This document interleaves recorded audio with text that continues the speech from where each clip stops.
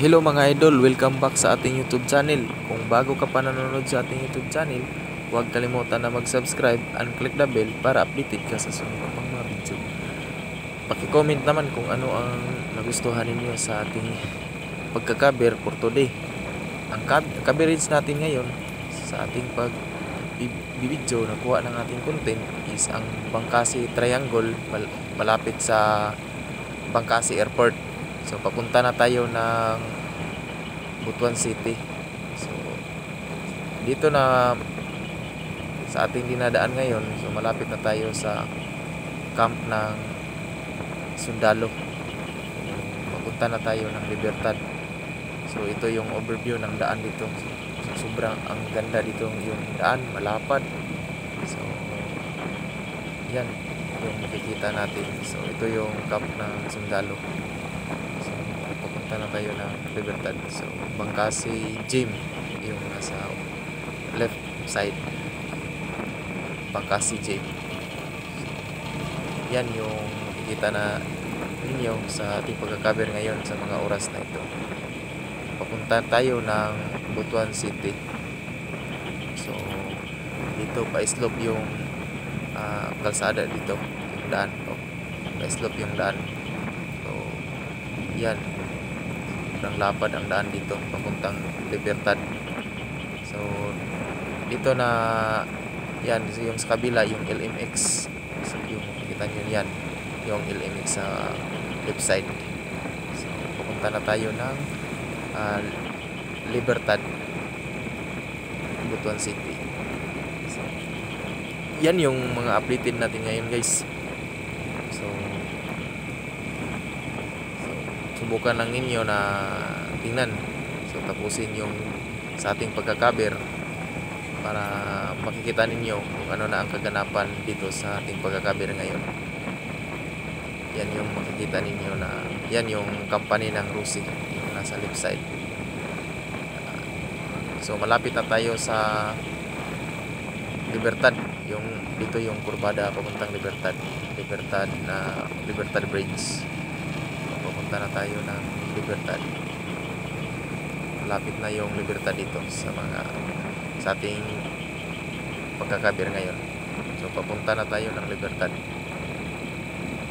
Yan. So medyo malapad yung daan dito. So, konti lang yung mga sasakyan na nasa sulubong natin ngayon. So yan yung mga kaganapan sa ating pagka-cover. So yan. So sobrang linaw yung daan dito, walang masasakyan. Yan. So meron ng konting mga sasakyan kasi malapit na yung Libertad. Yan yung Libertad Bridge. So sa Libertad na tayo. Yan yung Libertad. So Libertad na yung lugar na ito, yung Libertad na, Libertad Butuan City. So pupunta tayo na Gaisano. So dyan lang tayo. Yan, hihinto tayo ng sandali kasi may sasakyan na nagli-left turn, nag-right turn rather. So pupunta na tayo na Gaisano. So dito yung sentro ng Libertad. So malapit na tayo sa right side yung may palengke ng Libertad. So yan yung makikita na natin yung overpass ng Libertad. So dito yung sentro ng Libertad Butuan City. So sa left side, so may police station ng Libertad. So papunta na tayo ng Gaisano. So malapit na tayo sa simbahan ng Katolik ng Libertad. So yung maraming sasakyan, so nagsisimba sila ngayon kasi may misa dito sa Libertad sa ating paglalakbay sa mga oras na ito. So yan yung kaganapan natin na makikita ninyo. Pakisubaybay hanggang sa dulo para makikita ninyo ang view ng Butuan sa mga oras na ating pagka-cover ngayon. Kasi updated to, bago tong video natin. na ina-upload natin sa ating YouTube channel. Kung bago ka pa nanonood sa ating YouTube channel, huwag kalimutan na mag-subscribe and click na bell para updated ka sa sunod kong mga video. Huwag kalimutan din na mag-comment kung ano ang inyong nakikita. So para i-update pa natin ang ating pagkakaber kung ano ang yung hindi nagustuhan. So pagbutihan na natin sa susunod pa nating mga video. So subukan ko na kung anong hindi niyo magustuhan, subukan natin na ayusin para mas maganda pa sa yung ang ating pagkakaber. So yan yung mga kaganapan natin. So papunta na tayo ng Gaisano. So malapit na tayo sa Robinson. Diyan sa unahan, so makikita na ninyo ang diyan sa right side, makita niyo ang Robinson Place, Butuan City. So hindi na tayo pumapasok sa Robinson kasi papunta tayo ng Gaisano sa ating pagkakaber ngayon. So yan yung kita ninyo.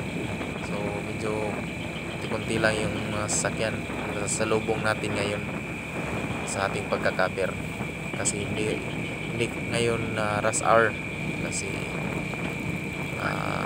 yung time sa ating pagkakaber is 1 o'clock. So 1 o'clock to 2 o'clock so sa ating pagkakaber. So malapit na tayo sa overpass ng Robinson. So yan yung makikita ninyo, yung pa right side nag-return na sasakyan at saka left turn